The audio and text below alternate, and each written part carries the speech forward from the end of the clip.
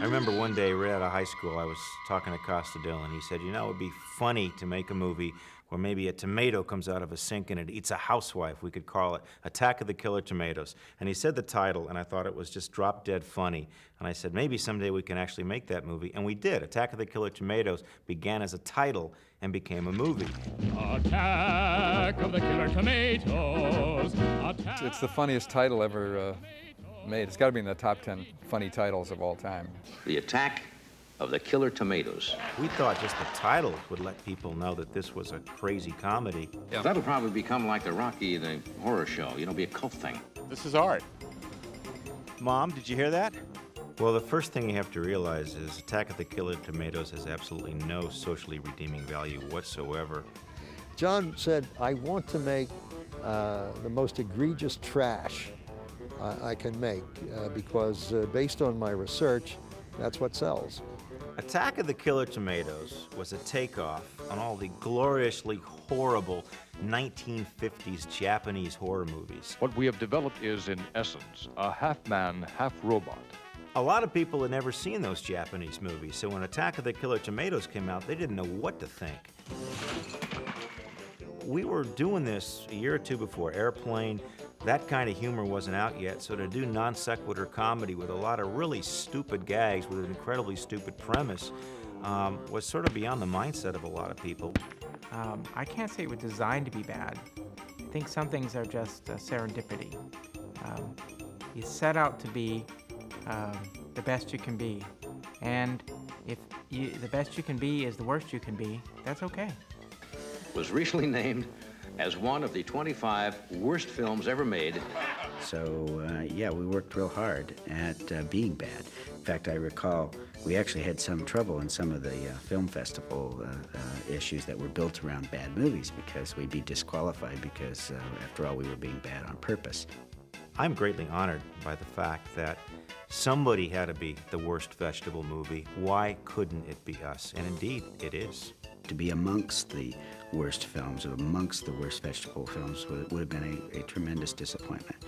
But to actually get to the pinnacle of worst was certainly very satisfying.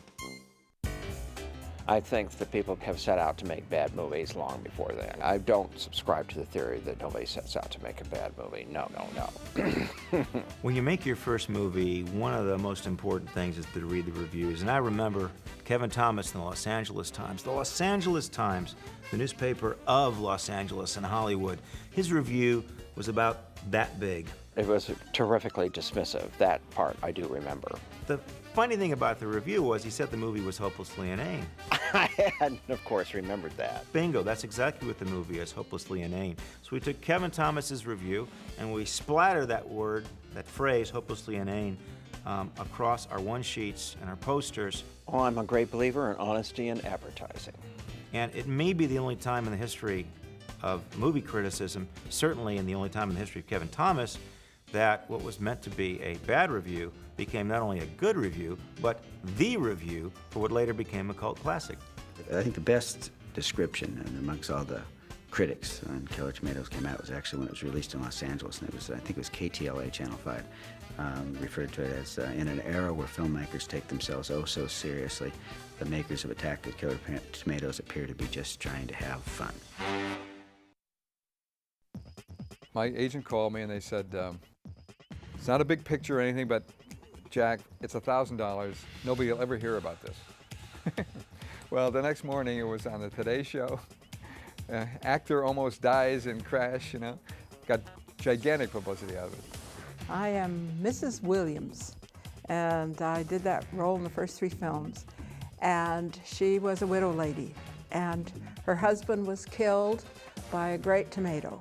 Across this great nation, almost everyone has been affected in one way or another by this terrible tomato onslaught. The auditions were in a garage at a house, and Barbara Muir had helped with the casting, and she had called me, and she said, "Can you scream?" And I go, "Well, of course. I mean, anybody can scream." "No, I mean really scream, because John's looking for screamers." A lot of actresses I've worked with have often said after the fact that their audition with me, there was a lot of screaming. The minute I hit the room, before I handed the resume and photo to John, I just started screaming. He just kind of sat there. Okay, next. And I went, oh, I shouldn't have taken the chance.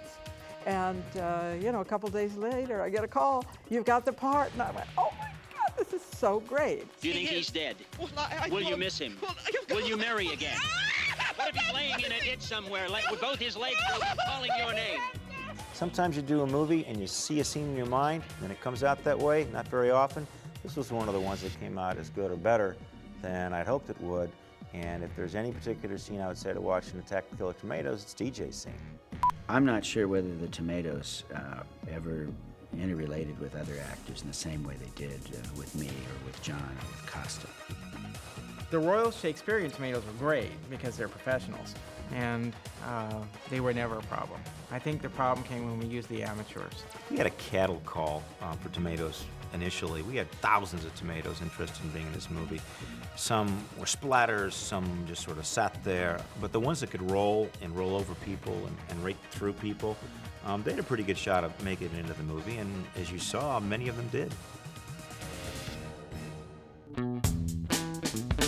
I was up at the Beechwood Cafe in LA, and a man came up behind me and sat a tomato in the middle of my hamburger and French fries. And I turned around, and he was just grinning ear from ear, and he goes, "Don't tell me you're not the tomato lady." And I said, "Well, yes, I am." And he said, "Would you sign it?" And I said, "This is a real tomato." "Well, I have a felt pen here, and I want you to sign it, Mrs. Williams." So that was really strange, and my friends and I are going, okay, and they handed me the pen, and I signed Mrs. Williams, Attack of the Killer Tomato, on this tomato that was about this big. I still get letters, and somebody sent me a little Attack of the Killer Tomatoes watch souvenir, which was nice. The first time I saw Attack of the Killer Tomatoes was about in 1983. I had joined the U.S. Navy out of high school, and what we would do as a crew is watch videos. And a lot of that video time was spent watching Attack of the Killer Tomatoes over and over and over again. It was a bunch of great guys sitting around watching a great movie on the front lines of the Cold War. It's the inspiration for every film that's been made, I think, with the exception of Schindler's List, although there was a bit of Killer Tomato in there with the girl with the red coat. I've never really looked at other films from their standpoint. I certainly noticed that a lot of films have stolen ideas from Killer Tomatoes. The most obvious example that everybody points to, of course, is Airplane, or as John Bello referred to as Killer Tomatoes with a budget. The ending of Mars Attacks is clearly they try to replicate the success of the puberty love ending of Killer Tomatoes. But when you see something as excellent as Killer Tomatoes, you want to reward it. Unfortunately, the Academy didn't quite see it the way I did. Looking forward from Killer Tomatoes to present day, you see a lot of movies out there that have won Oscars. I would say, without an exception, except maybe Bowling for Columbine, Killer Tomatoes was the inspiration for those movies. The stupidest thing that actually ever happened. I don't remember. There were many stupid things that happened during the filming of Attack of the Killer Tomatoes. As a movie with that name should have happened, there was the helicopter crash, which was not particularly brilliant, but it was beautiful, and it really helped make the movie. The other thing that I think was really stupid was the fact that we built a really cool miniaturization set that we used in our big climatic battle scene. And it had a big lake full of water in this big miniature set that was about the size of a large room. And the guy doing the work on it, just before we started filming, decided he was going to test the quality of the explosions that he could do in the water, and he threw in a cherry bomb that was a bit too big. And he blew out the bottom of the set, and the water went all over the studio, and that was not a pretty sight. I would say the stupidest thing that happened is that we chose Costa Dillon to be the driver in the scene when I was being dragged behind a car. Oh, well, it depends on whether you define that as stupid or not. Steve was gutsy in this movie. Steve Peace did his own stunts, and he did some really physical work. And yes, we just devised that stunt, storyboarded it extensively on 3x5 cards. And when we were towing Steve behind the car, we didn't have a mechanism for letting go. It was on a belly boy that you would use to work on a car. Concept was the same as if somebody's water skiing. So if you whip around a corner, just like a water skier whips around the boat. As I'm whipped around the corner, we see that our crack crew had allegedly made sure everything was safe on the street, had failed to note that a car was parked along the side of the road. And when you're 3 inches off the ground on this little platform being dragged, you can run into things. And I'm screaming at the top of my lungs, "Stop, stop, stop the car." And suddenly it occurred to me that Costa was driving, and of course Costa's deaf in his left ear. I went this way, and Steve went that way, and the car parked over here with the transaxle was parked that way. And I can see that I'm going to run right into this car on the belly board. Steve met the differential on the rear end of this car. Wham, right into the car, right under one of the cars on the side of the road. Cracking the goggles, breaking the glass out of them. And just like the helicopter crash that occurred later, it was like, oh my God, one of the actors is dead. And it's worse because he's a writer-producer. Steve's head survived, I believe. I think after 20 years in the California legislature, many people will probably look back on that incident and draw their own conclusions. I also drove the car that hit David Miller at the end of the movie after the chase, and being that I was hunkered down behind the steering wheel and people were yelling at me 8 feet, 6 feet, 5 feet, 4 feet, it's a wonder I didn't kill him because I had to stop right where he was. Since then, we've figured out that filmmakers do that by having the person fall down and move the car backwards and run the film the other way. What do you know? What a concept. We like to live on the edge, and so we did it the regular way. Move it on. We made Killer Tomatoes in college as a Super 8 film. Then a couple years later, we went out and started an aborted version of a 16mm film before we made the epic Killer Tomatoes on 35mm. I'm thinking the sequel should be an IMAX movie. You think we write scripts before we shoot these things? We're thinking the next Attack of the Killer Tomatoes should be called Attack of the Killer Tomatoes Genetically Incorrect. Obviously, our dream cast would be Red Skelton, Red Buttons, Vanessa Redgrave, Robert Redford, but I'm not sure they're all available while some of them have passed on.